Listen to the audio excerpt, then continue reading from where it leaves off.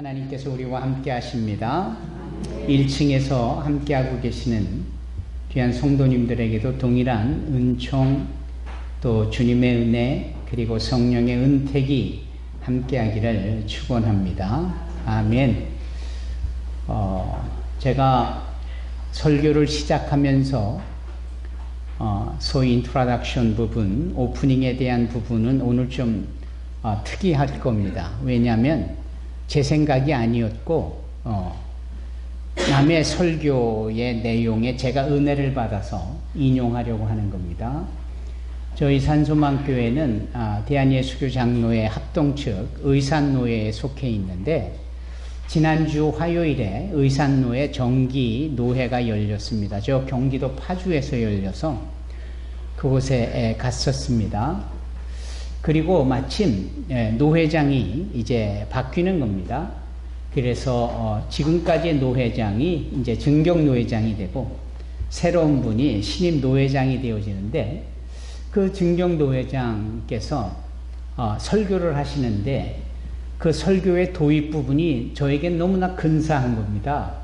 너무 감동이 있고 너무 도전이 됐어요. 그래서 제가 설교를 다 마치고 예배 다 마치고 식사를 하러 가기 전에 그분에게 달려가서 저 많이 감동을 받았는데 그들이 많이 쑥스러워하시고 민망해 하시더라고요.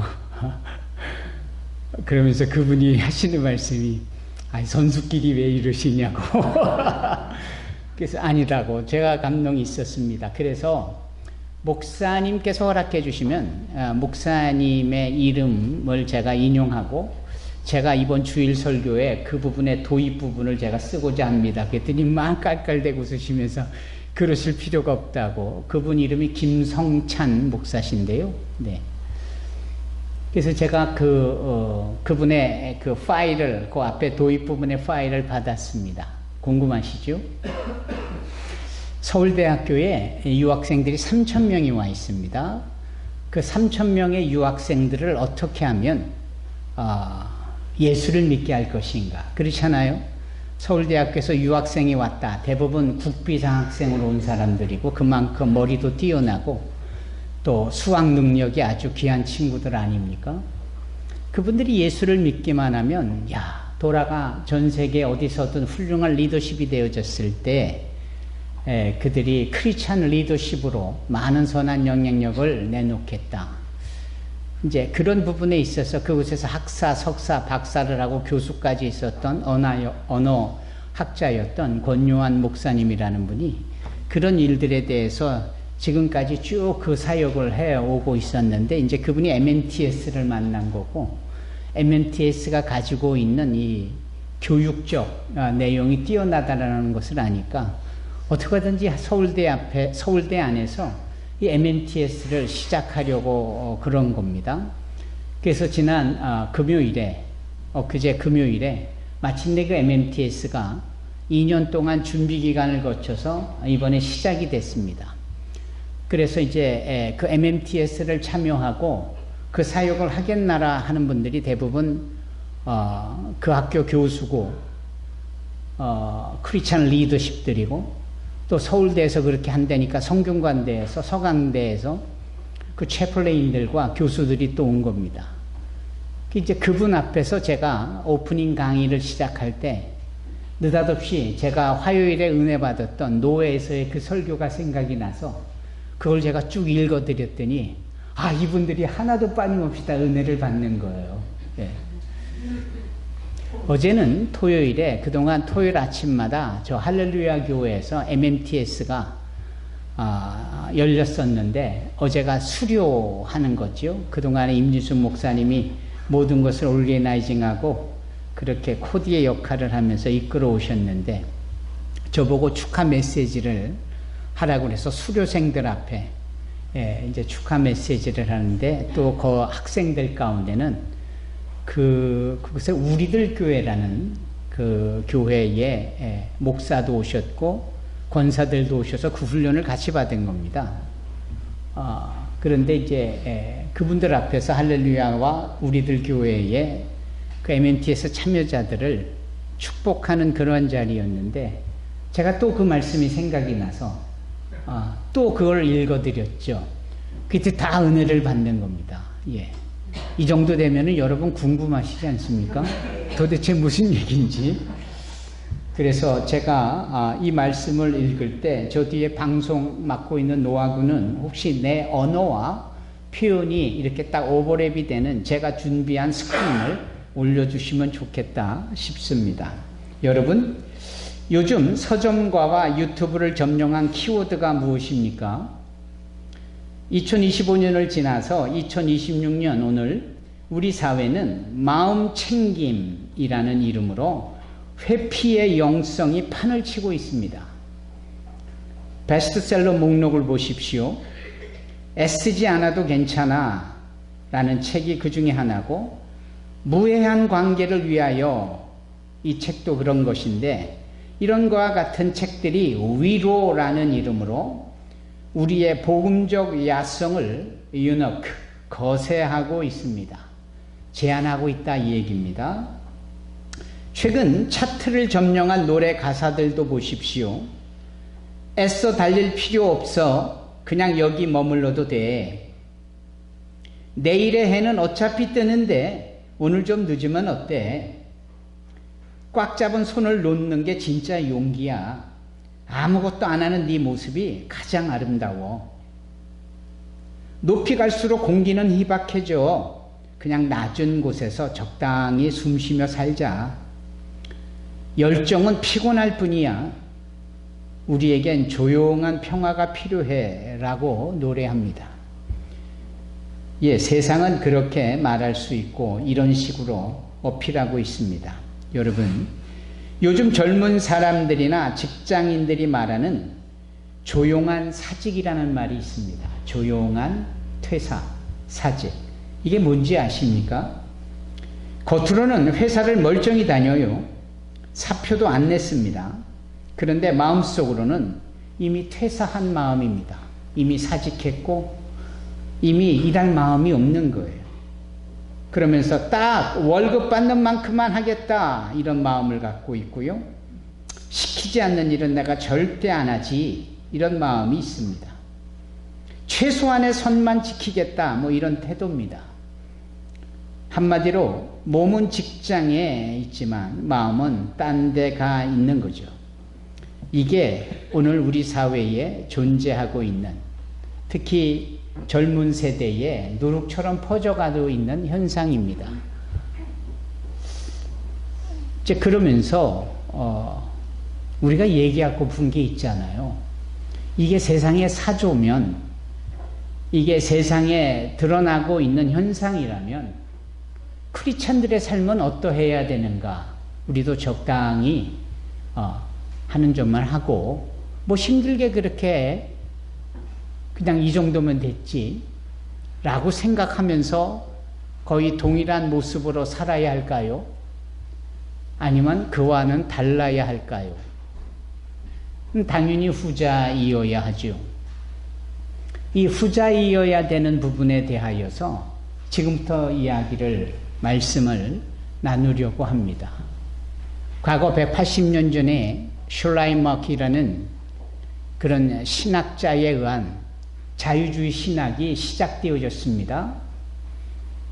그것은 하나님으로부터의 자유를 선포하며 그것이 진리를 알지니 진리가 너희를 자유케 하리라, 그런 차원이 아니라 하나님의 율법적이고 그분이 요구하심에 대해서 우리가 자유함을 가지고 마치 말 안 듣는 자녀들이 부모의 잔소리를 벗어나겠다 뭐 이런 차원인 거죠. 그러면서 자기네들 멋대로 그 말씀을 이해하려고 하고 그렇게 설명하려고 하고 그렇게 받아들이려고 합니다. 아까 찬양 중에 무리를 걷게 하시겠다. 그 주님의 능력이죠. 그런 기적을 주님께서도 행하셨습니다. 자유주의자들의 설명에 따르면 그럴 리가 있습니까? 아마도 물 옆에 지나가는 걸음 속에서 그 물에 을비치는 모습이 무리를 걷는 것처럼 보였겠죠. 뭐 이런 식인 겁니다. 주님께서 벳세다 들판에서 소위 배고파하는 자들을 위하여 오병이어, 그러니까 물고기 2마리와 보리떡 5개, 흔히들 조그만 어린이들의 도시락 정도의 분량의 것을 가지고 하늘을 우러러 축사하시오. 장정만 5,000명, 그러니까 남녀노소까지 포함을 하면 좋게 2만 명 이상이 될 사람들을 배불리 먹이고도 12코피노스, 광주리에 담겨놓게 하셨다. 이것이 사복음서 전체에 흐르고 있는 우리 주님이 행하신 기적의 한 부분인데, 자유주의 신학자들에 따르면 그게 아니고, 웬 어린아이가 자기 도시락을 내놓으니 꼬부쳐 놓던 많은 먹을 것들을 이 사람 저 사람 양심에 찔려서 내놓다 보니까 풍성한 식탁이 됐고 그걸 다 같이 배불리 나눠 먹었다. 이런 식으로 설명을 하는 게 이게 소위 자유주의 신학입니다. 천현진 교수님 안 그렇습니까? 예. 저분이 저 덴버 신학계에서 조직 신학도 가르치는 부분이나 하필 오늘 오셔서 제 설교의 분위기를 어렵게 만드는 것은 사실인데, 맞죠? 그렇습니다. 동시대 사람 중에 하나가 찰스 다윈이 있었습니다. 이 다윈이즘, 그의 이름을 딴 주의죠. 뭡니까? 진화론입니다. 진화론. 우리는 하나님께서 말씀으로 천지를 창조하시고 흙으로 당신의 형상을 따라 사람을 지으시고 또 짐승들, 동물들을 지으시고, 다만 우리 사람들에게 형상을 따라 지음을 받은 우리에게 그 코에 생기를 부어 넣어주시는, 그래서 우리가 이 육적이나 생명, 영적인 존재로서 하나님이 가지고 계시는 그 모든 특성들을 가지고 우리도 영원히 살 수 있는 존재가 되어졌도록 하셨던, 이게 바로 창조론입니다. 그런 아담에게 하나님께서 모든 동물들을 보여주시며 이름을 짓게 하시고, 그것이 동물 백과사전에 나오는 이름 그대로 지금 우리에게 알려진 그 내용들 아닙니까? 창조론입니다. 하나님은 우리의 창조주가 되셨고, 하나님께서는 우리의 창조되어진 우리를 위하여 예비내오신 모든 천지 우주 삼라만상을 직접 지으셨고 우리에게 위탁하셨다. 이게 창조론입니다. 근데 그거 아니다. 어떻게 우연찮게 단세포동물 하나가 아베마 같은 것들이 오랜 시간 이것이 세포분열을 일으키고 이런 식으로 시간 속에 진화하면서 마침내 오늘날 우리 같은 사람이 되었다. 이렇게 말한 자가 바로 찰스 다윈이요. 그게 다윈이즘이요. 이게 진화론인 것이었어요. 이게 거의 동시대, 지금으로부터 180년 전에 있었다라는 겁니다. 1850년 정도 됐겠죠. 여러분, 이런 것들이 큰 문제였어요. 또 하나 중에 하나가 칼 마르크스입니다. 이자도 무신론을 말하며 공산주의와 사회주의를 만들고 우리끼리 잘 살아보세, 서로 나누세. 이게 오늘날 사회주의과 공산주의의 태동이 되어진 소위 마르크시즘 아닙니까? 예. 사랑하는 성도 여러분, 이와 같은 것들이 동시대에 등장하면서 사람들을 많이 혼돈케 했고, 그런 것들이 오늘날 포스트 모더니즘으로 자리 잡게 되어졌습니다. 이 포스트 모더니즘이라는 것은 소위 무엇입니까? 그러한 사조와 철학들이, 인본주의적인 것들이 새로운 그러한 문화를 만들고, 더더군다나 과학이 발달하고 의학이 발달하고 물질적인 캐피털리즘이 많아지는 이 시대에 즈음하여서 그렇게 사람들로 하여금 자기네들 하고 싶은 대로 자기를 너무 소중히 여기는 것인 만큼 인디비듀얼리즘, 개인주의가 아주 팽배해지고, 이게 바로 포스트 모더니즘의 산물들이고, 조금 아까 제가 읽어드린 그 도입 부분의 내용 적당히 하자. 내가 힘들어서 되겠는가? 모트로 그렇게 높은 데 가려고 애를 써. 적당히 낮은 곳에서 그냥 쉬면서 하고 싶은 거 다 하면서 편히 쉬자, 뭐 이런 겁니다. 예. 자기에게 소위 칭찬과 상을 주므로 많은 돈을 투자해서 맛있는 걸 먹고 싶고 그런 것을 합리화하는 것도 어쩌면 그런 것 중에 하나의 설명이 아닐까. 수고한 당신 이제 떠나라, 뭐 이렇게 말하는 것도 단순한 광고 카피가 아니라 자기 자신들을 소중히 여기려는 지극히 이기적인 모습일 수 있겠다. 더더군다나 하나님의 말씀 앞에서는 그럴 수 있는 거죠. 우리가 아는 하나님의 말씀 진리는 어제나 오늘이나 영원토록 동일하며 그 성경 말씀은 항상 우리에게 거룩을 강조하고 거룩이라는 하나님의 캐릭터에 우리가 이미테이션, 닮아갈 수 있도록 우리를 이끌어내고 계시죠. 그 거룩을 목표 삼으면 자신만을 위하여 아둥바둥, 자신만을 위하여 아기다툼, 경쟁에서 이기려고 수단과 방법을 가리지 않는 이 치졸하고도 시시한 모습으로 살지 않죠.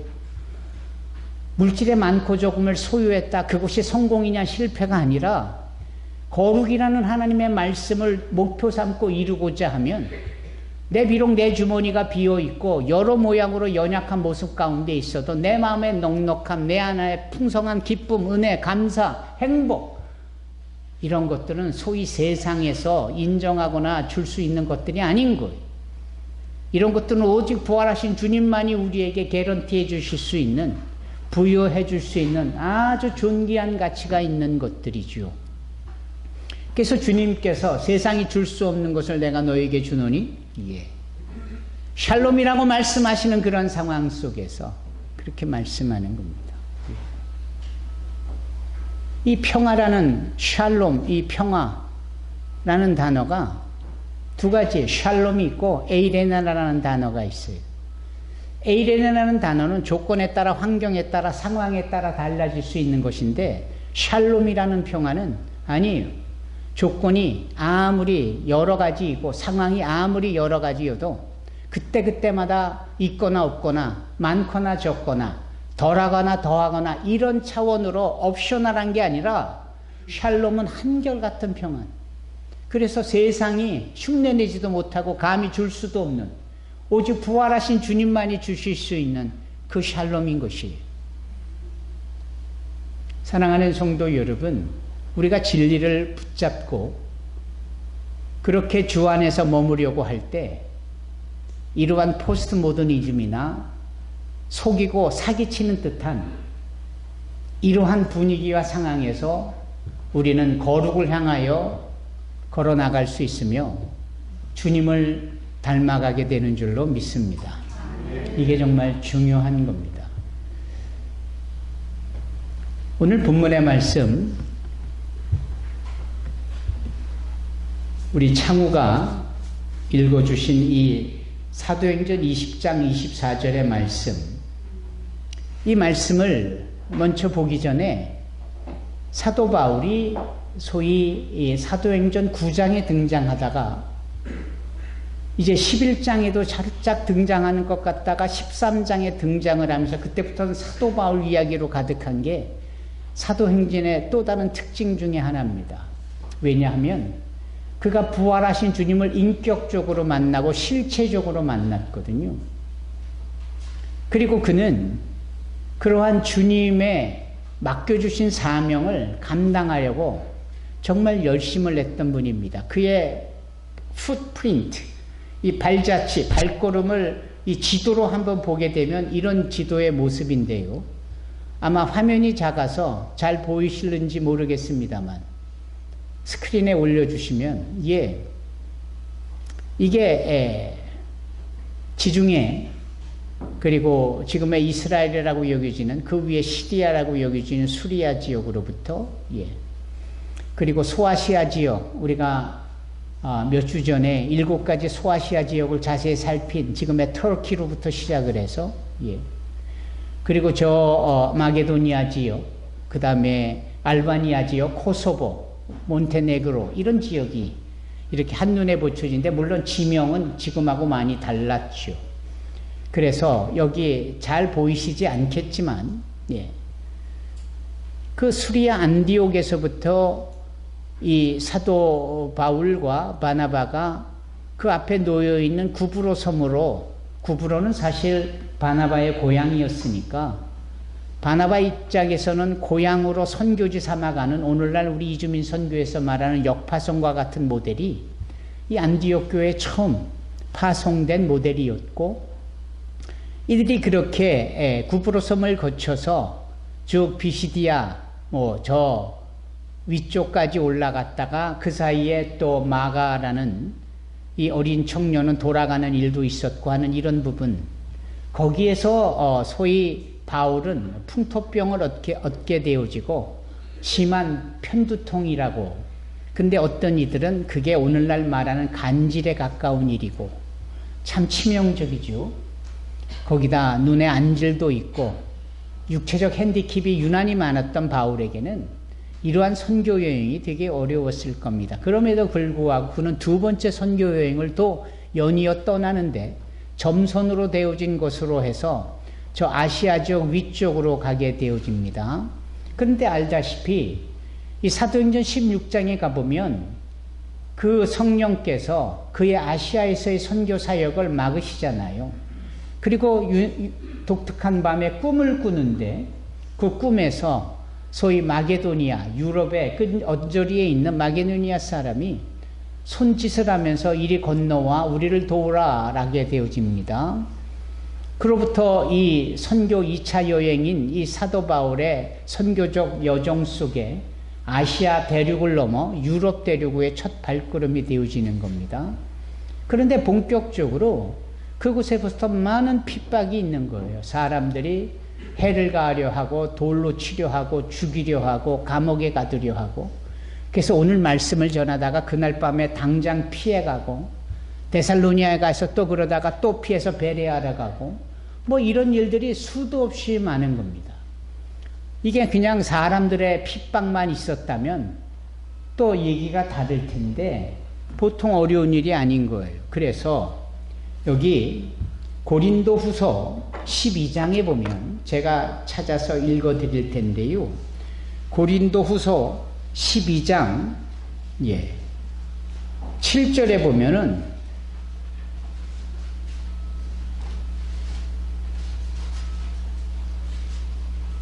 고린도전서 11장입니다. 고린도전서 11장 23절부터 제가 찾아서 읽겠습니다. 고린도후서 11장 23절. 그들이 그리스도의 일꾼이냐 정신없는 말을 하거니와 나는 더욱 그러도다. 잘 들어보세요. 내가 수고를 넘치도록 하고 옥에 갇히기도 더 많이 하고 매도 수없이 맞고 여러 번 죽을 뻔하였으니 유대인들에게 40에서 하나 감한 매, 즉 39번을 맺는 그 당하는 태형을 5번이나 맞았으며 3번 태장으로 맞고 1번은 돌로 맞고 3번 파손하고 배가 가라앉았다 부딪혔다 이 말이에요. 그리고 일주야를 깊은 바다에서 간신히 띄어져 있었다 지냈다. 26절 여러 번 여행하면서 강의 위험과 강도의 위험과 동족의 위험과 이방인의 위험과 시내의 위험과 광야의 위험과 바다의 위험과 거짓 형제 중에 위험을 당하고 또 수고하며 애쓰고 여러 번 자지 못하고 줄이며 목마르고 여러 번 굶고 춥고 헐벗었노라. 이 외에 이런 고사하고 이런 표현을 씁니다.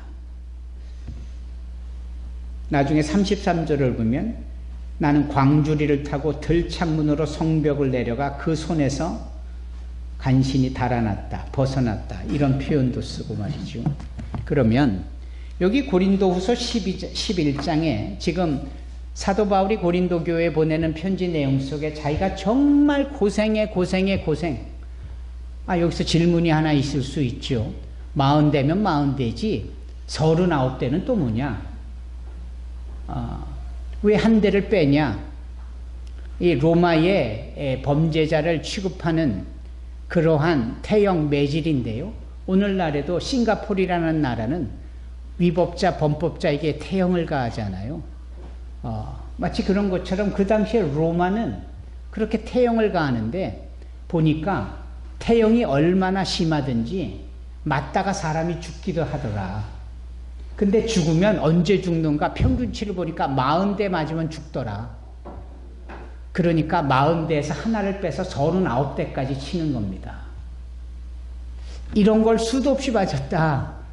그게 맞는 이 사도 바울은 이런 식으로 짤막하게 간증처럼 얘기하지만 그 고통은 이루 말할 수가 없겠죠. 바다에 배 타고 가다가 조난당하고 강에서 빠져 죽을 뻔하고 강도 만나고 매 맞고 있는 거 다 뺏기고 돌에 맞기도 하고 굶주리고 헐벗고 병에 들리고 뭐 간신히 그냥 저 한숨 돌리고 이제 또 잡으러 오니까 그냥 이 창문에다가 광주리를 매달아 그거 타고 주랭랑을 친 적도 있었고 육적으로도 괴로운데 이 체면도 말이 아닌 상황이 얼마나 많이 있었는지 사도 바울은 그래서 그가 기록한 그의 행적에 대해서 기록한 것들에 대하여 사도 바울은 자기 제자들과 사도들에게 너희가 하늘나라에 가기까지 많은 환난을 당할 것이다 이렇게 말씀을 직접 하기도 해요. 그러면 여러분 사도 바울은 왜 그렇게 죽도록 고생을 했을까요? 그 고생은 나중에 이 사도 바울이 아그리빠 왕 앞에서 하나님께서 자신을 이방인의 빛이 되게 하고 유대인뿐 아니라 이 이방인들에게 복음을 증거하게 하려는 사명을 주셨기 때문에 내가 그리했다 이런 표현을 쓰는 겁니다. 그런 사도 바울이 이제 3차 선교여행 다시 지도를 올려주시면 이 3차 선교여행 지도에는 좀 행적이 다르죠. 여하튼 그가 에베소라는 곳에서 그리고 그 밑에 밀레도라는 곳을 거쳐서 예루살렘으로 이제 돌아가려는 건데 이미 그때는 사도 바울이 알고 있는 거예요. 뭘 알고 있느냐면 예루살렘에 내가 돌아가면 예루살렘에서 죽음을 당할 것이다. 또 그곳에서 죽지 않으면 어차피 나는 로마로 직접 가려고 하기 때문에 로마에서 죽임을 당할 것이다. 안 거예요. 안 거예요. 아까 찬양을 하실 때 제가 은혜를 받은 것이 하나님이 함께 하셔서 그 물을 가르셔서 나의 갈 길을 인도하실 텐데 설령 그렇지 않아도 나는 그러면 그냥 물 위를 걸어가겠다 이런 노랫말이 있었잖아요. 그것은 지극히 사도 바울적인 뭐 환경이 바뀌면 좋겠지만 바뀌지 않아도 괜찮아 어차피 하기로 한 것 그리고 어차피 하기로 한 것은 내 의지로 내가 세운 계획이 아니고 하나님께서 나에게 주신 사명이기 때문에 그 일은 내가 감당해야 돼. 따라서 에베소를 거쳐서 밀레도를 거쳐서 예루살렘으로 가는 이 속에 죽음이 나를 기다린다. 이 내용이 계속해서 이 사도행전 18장, 19장, 20장 3차 선교 여행에 베이직하게 깔려있는 정서였어요. 그리고 오늘 우리 창우가 읽은 20장 24절이 바로 그 부분의 핵심인 거죠. 그러나 나는 내 목숨을 아깝게 생각하지 않습니다. 예수님께로부터 받은 사명, 곧 사람들에게 하나님의 은혜의 복음을 전하는 일을 다 마칠 수만 있다면 말입니다. 얼마나 강력하고도 한결같은 열정입니까? 사도 바울은 이 부분에 대하여서 이렇게 말합니다. 나의 달려갈 길을 다 마치고.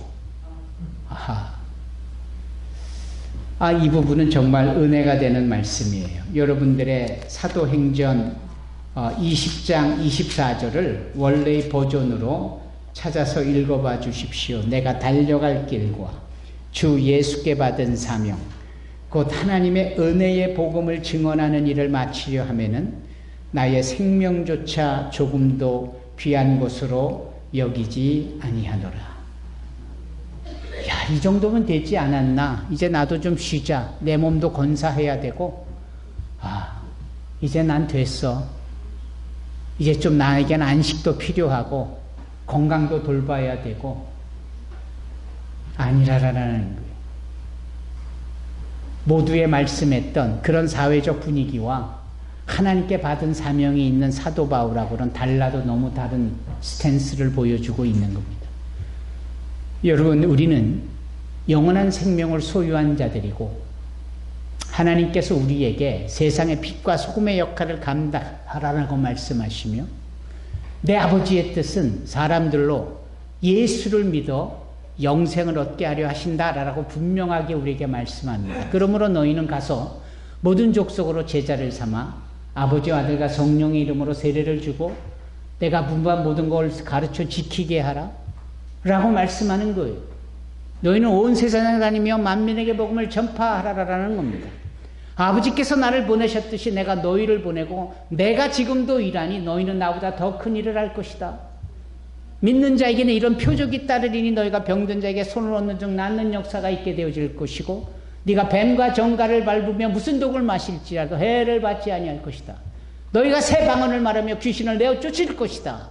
이렇게까지도 말씀하며 대임령을 허락하신 그 주님께서 마지막 방점을 어디다 찍습니까? 사도행전 1장 8절 오직 성령이 너에게 임하시면 너희가 권능을 받고 예루살렘과 온 유대와 사마리아와 땅 끝까지 이르러 내 증인이 되리라. 사랑하는 성도 여러분, 우리가 사도요 선교사가 실제적인 신분이 아니더라도 주님께 받은 은혜가 얼마나 큰지, 하나님이 나에게 예비해 놓으신 그 은총이 얼마나 풍성한지, 지금도 성령께서 우리를 때마다 돕는 그 은택이 얼마나 살가운지, 그렇다면 우리는 적어도 신앙과 믿음의 영역에서는 미온적이지 말아야 될 것이고 수동적이지 말아야 합니다. 더 적극적이어야 되고 더 열심을 내야 되고 열심을 가지고 주의를 감당해야 합니다. 어저께 WEA에서 온 닥터 사무엘 취향을 저녁을 먹으면서 대화를 나눴는데 제가 잠깐 딴 생각을 이렇게 하고 있으니까 아니 저녁을 먹고 자기하고 얘기를 하다가 지금 뭐 생각했냐고 개구스럽게 이렇게 묻는 거예요. 물론 그분은 저보다 나이가 많은데 뭐 생각했냐고.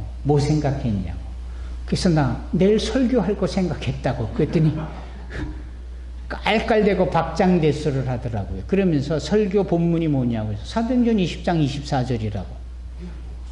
그래서 뭘 전할 거냐고. 그래서 제가 지난 화요일에, 금요일에, 토요일에 그 해프닝을 쭉 설명을 했더니 뒤로 넘어가더라고요, 이 양반도. 그러면서 소위 이 하나님의 열심을 회복하기를 원하는 것, 이게 오늘 본문의 핵심이다라고 제가 얘기를 했습니다. 그래서 우리가 있는 비전, 목표, 계획들이 많죠. 중요한 건 주님이 나에게 허락하신 비전이 무엇일까? 계획이 무엇일까? 그리고 그것을 이루기까지는 사도 바울이 예수를 만나서 그리했듯이 예수의 그 케노시스적인 모든 것을 비우는, 내려놓는 하늘의 그 영광을 내려놓고 이 낮고 천한 곳으로 오시는 빌립보서 2장의 그 말씀의 핵심을 바울이 보고 경험하고 닮은 거 아닙니까? 그것을 본인이 아라비아 광야에서 3년 동안 연구하며 기독교의 핵심이 되게 하고 그것으로 본인이 빌립보서 2장에 주님의 케노시스적인 신앙을 고백한 거 아닙니까?